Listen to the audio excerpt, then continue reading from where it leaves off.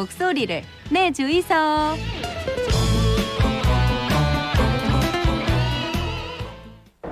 너나 잘하세요. 자, 양미숙의 친절한 미숙 씨, 친절하게 뭔가 문제가 있는 것들을 아주 친절하게 소개해드리겠습니다. 부산 참여연대 양미숙 사무처장 함께합니다. 어서 오십시오. 어서 오십시오. 네, 안녕하십니까. 오늘 스카이라인 얘기한다고요? 네네. 예, 진짜 좀 많이들 지적을 하고 있는데 네. 요게 부산의 용적률과 관련이 있기 때문에 네. 늘 이제 이것 때문에 굉장히 시끄러워요. 네네. 그런데 결국은 용적률을 다 높인 상태에서 건물이 다 지어졌고 지금 뭐 부산의 해안가를 보면 네. 그렇죠.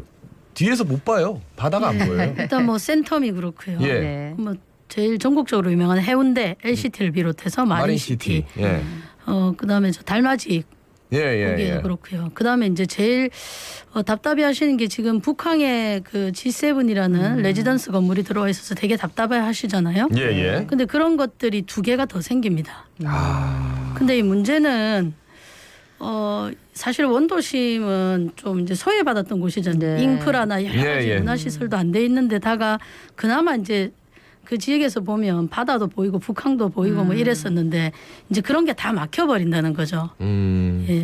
근데 사실 이제 조금 그런 부분에 대해서 고민들이 많고 지적이 네. 많이 돼가지고 뭔가 뭐 조금 규제도 한다 했었는데 네, 이번에 맞습니다. 이제 박형준 시장에 예. 들어와주고 이 용적률하고 높이 오른 것들에 대해서 조금 변화가 많이 보이는 것 같더라고요. 이게 이제 그때 선거의 공약에도 있었지. 예, 있었습니다. 일단 박형준 시장 전을 좀 말씀드리면 다들 아시겠지만 허남식 시간 때 진짜 난개발이 좀 많았습니다. 네. 각종 난개발이 있어서 뭐 이보다 더 나쁠 수는 없다 이런 이제 토론회까지 열렸었거든요. 예. 근데 이제 서병수 시장도 약간 눈치를 보면서 개발을 했고 어구돈 시장은 좀 많이 눈치를 보면서 개발했고 근데 네. 이제 박형준 시장 때는 그게 좀 풀렸었습니다. 음. 그 공약에 뭐 여러 공약이 있었지만은 예. 재개발 재건축 규제 간소화 공약이 있었는데요. 네.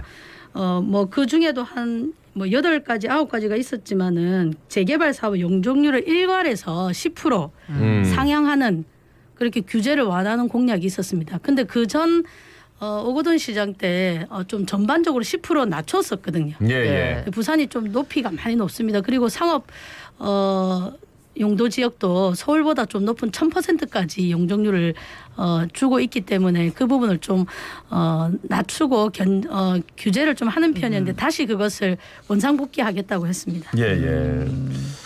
그러면은 지금 글쎄요. 당선 이후에 물론 뭐 이런 것들을 다 알고 계시는 분들이 많을 것 같은데 실제로 이제 공약대로 추진이 되고 있는지 현장은 어떤지 그것도 좀 궁금해요. 공약보다 훨씬 더 완화하고 규제가 풀리고 있습니다.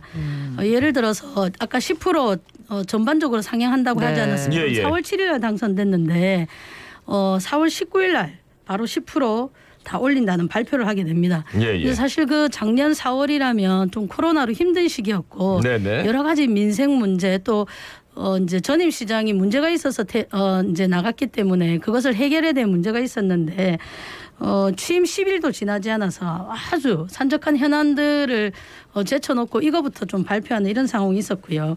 그리고 다시 7월 1일에 재개발 재건축 절차 간소화를 하겠다고 했습니다. 근데 이건 어떤 거냐면 사실은 개발할 때는 물론 이제 규제 같은 거는 완화해야겠지만 좀 주변과 그리고 이제 사람들 생활을 위해서 좀 견제하는 장치들이 있거든요. 근데 소규모 재건축 용적률이 지금 200%에서 250%로 완화하겠다는 그런 조례를 도시계획 조례를 개정 건의하겠다고 했고 건의를 했고 올해 2월에 사실은 개정이 되었습니다. 그래서 저희 단체도 우리 단체도 그 입장을 내어서 이걸 입법 예고 기간에 반대한다고 했는데 사실 시의회에서도 이런 걸러지지 않고 그냥 이제 진행되면서 일괄적으로 하는 건 좀 아닌 것 같고요. 그렇게 올려야 되는 지역도 있을 수 있고 또 여러 가지 경관이나 뭐 역사 문화 자원 이런 것 때문에 안 해야 되는 지역도 있거든요. 근데 일괄적으로 좀 상향했다는 건 사실은 높이나 경관에 대해서는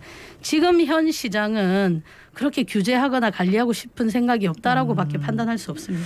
그럼 2021년 하반기에는 또 부산시에서 다시 특별 정비구역을 지정하고 해당 지역 재개발 재건축 시 기준 용적률을 10% 추가 상향한다 이렇게 밝혔던데 이건 어떤 내용입니까?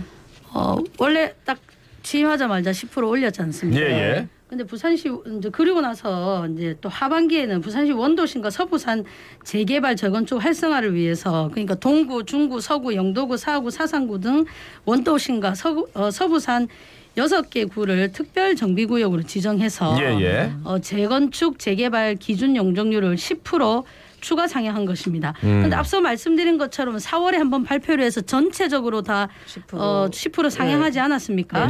근데 여기에다가 다시 특별 정비구역이 법에도 없는 구역입니다. 특별 정비구역을 지정해서 추가로 용적률 10%를 더 주겠다는 것인데요. 보통 이제 이런 용적률이나 높이를 정하고 낮추고 높일 때는 사실 이제 용역도 하고 전문가의 자문도 받고 합니다. 근데 이제 이번에 박형준 시장 들어와서는 그런 것들이 없었다는 게 또 아쉬움이 있습니다.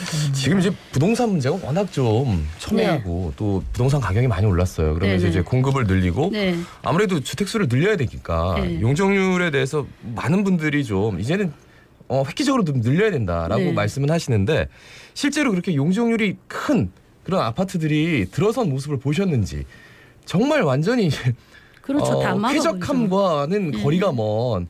그러니까 물론 뭐 지금 마린시티나 LCT 뭐 이런 데는 좀 떨어져 있기라도 하는데 진짜 용적률 500%씩 되는 그런 아파트들은 동간도 굉장히 좀 그러니까 당겨져 있더라고요.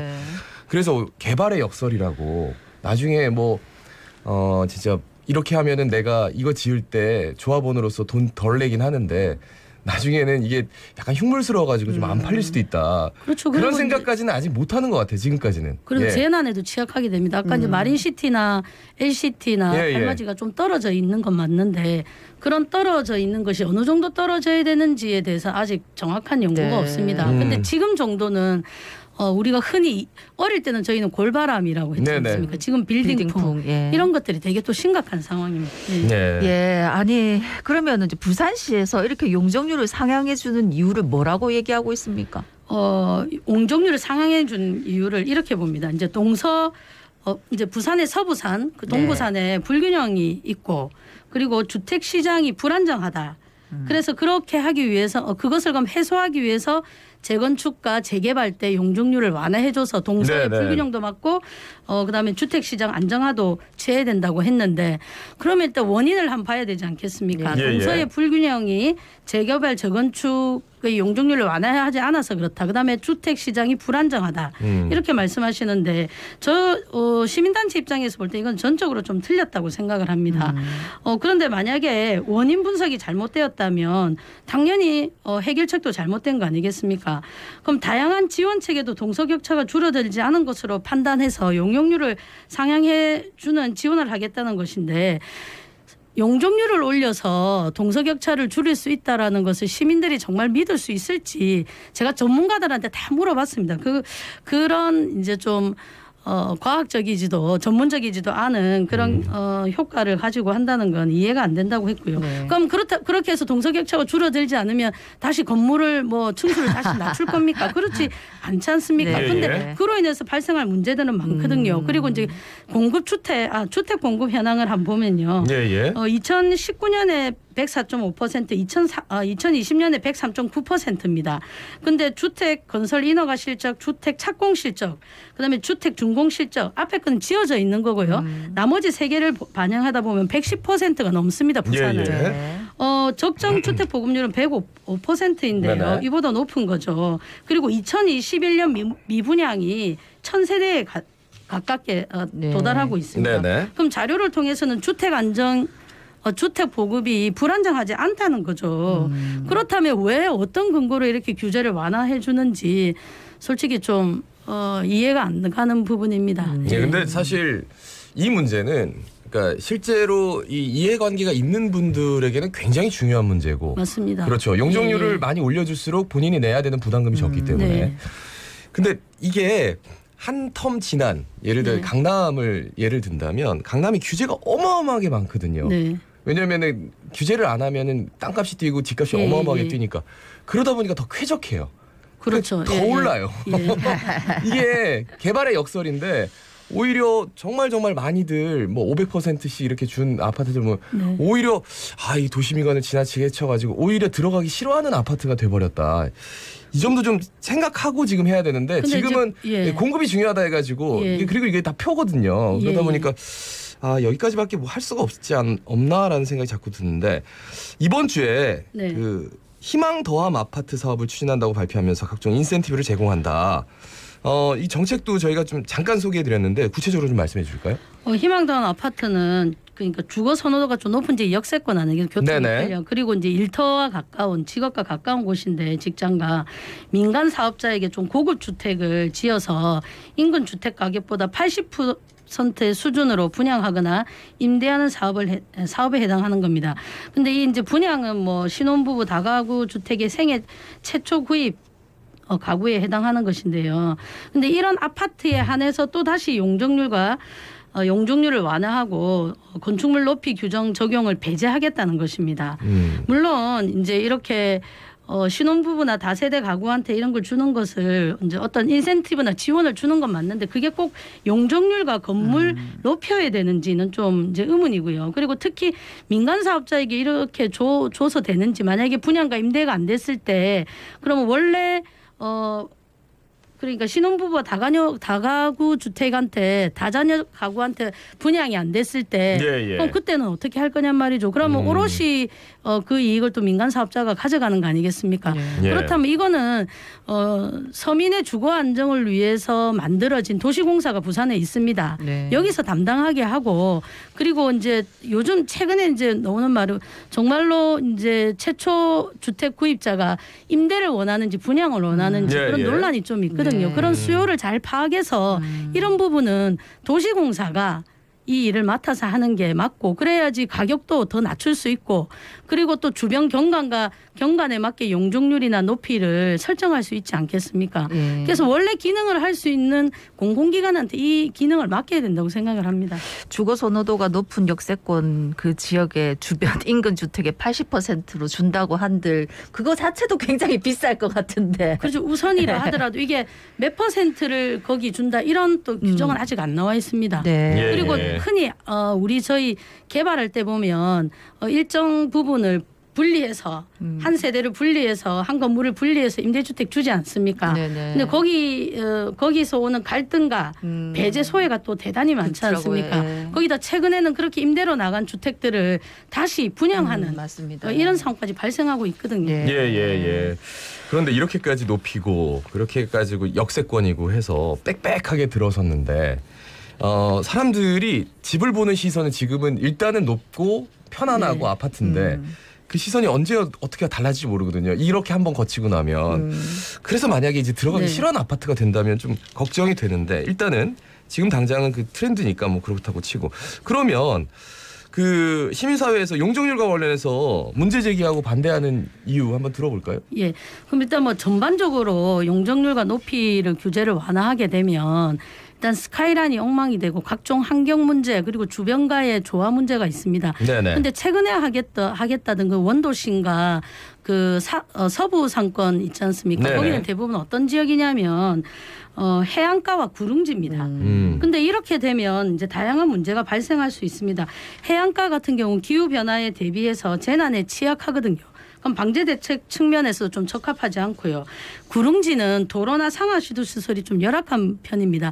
그럼 이런 걸 또 공공에서 다 해줘야 되지 않습니까? 예. 근데 그 구릉지에 또 용적률을 완화하고 하면 더 이익을 보는 건 민간 주택인데 이런 부분은 또 공공이 돼야 되고 그래서 이제 부담은 공공이 지게 되는 거고 이익은 민간이 가져가는 이런 이제 상황이 되는 거죠. 당장 그리고 LCT만 봐도 전반적으로 이제 인구가 줄고 있는데 계속 건물을 많이 짓는다는 건 좀 아무런 그런 인구를 줄어서 인구가 줄고 근데 주택은 모자란다면 어떤 방안을 세워야 될까를 고민해야 되는데 이게 뭐 무조건 많이 짓겠다는 이런 행정 편의주의적인 좀 시각이고 하고요. 그리고 최근에 뭐 세계적으로 그리고 각종 도시에서 뷰콘이라고 그 지점을 정해서 좀 조망과 경관을 좀 완화하는 그러니까 시민들이 보기에 좀 경관이 탁 트이는 이런 여러 제도를 도입하고 있거든요. 근데 부산은 그런 제도를 도입하려다가 지금 좀 무산되는 그런 상황입니다. 그러니까 앞서도 민선 7기 때 그런 게 있었다고 말씀을 하셨잖아요. 예, 맞습니다. 그치? 예. 그 제도 좀 소개해 주세요. 예. 이런 문제들이 사실 북한 때문에 이런 문제들이 되게 많이 제기됐습니다. 그래서 그랬죠. 2019년 민선 7기의 관리를 위한 높이 관리 기준 수립 용역이 시작되었습니다. 2020년에 마무리됐습니다. 네. 근데 저기 보시는 뭐 센텀이나 해안가, 마린시티 이런 높이 규제는 좀 못했다는 한계가 있는데 난개발을 막기 위해 전국 최초로 건축물 높이 관리 기준을 세웠다는 점에서 의의가 있습니다.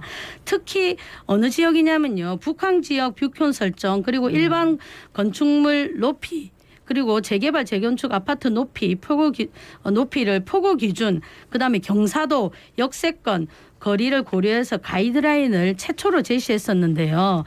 부산시가 이거를 조례로 만들기로 원래는 했었거든요. 네. 조례에도 만들지 않았고 심지어 지침으로도 사용하지 않고 있습니다. 그래서 사실 전국 최초로 만들어진 거고 그런 요구가 있었고 그런 북한이라는 심각한 문제가 있었는데도 이것이 좀 사장되는 이런 안타까운 상황이 발생했습니다. 네. 예. 근데 지금은 뭐 다 개발하고 왜 우리 동네 아파트 용적률 없냐고. 적게 해주세요 이렇게 얘기하는데 이게 좀 지나고 난 다음에 한 3년, 5년 후에 과연 우리가 집을 바라보는 시선이 어떻게 바뀔지 사실 좀 걱정되는데 지금 얘기하면 그 세상 모르는 얘기라고 하실 수도 있을 것 같아서. 근데 저는 이것만 좀 당부드리고 싶은데 네. 좀 높이 지을 수도 있고 낮게 지을 수도 있다고 생각합니다. 그런데 좀 지역에 맞게 예. 좀 특색 있게 했으면 좋겠습니다. 예, 양민수 사무처장이었습니다. 자갈 찾으면 17,856회 박상환이었습니다. 아나운서 김동현이었습니다. 고맙습니다.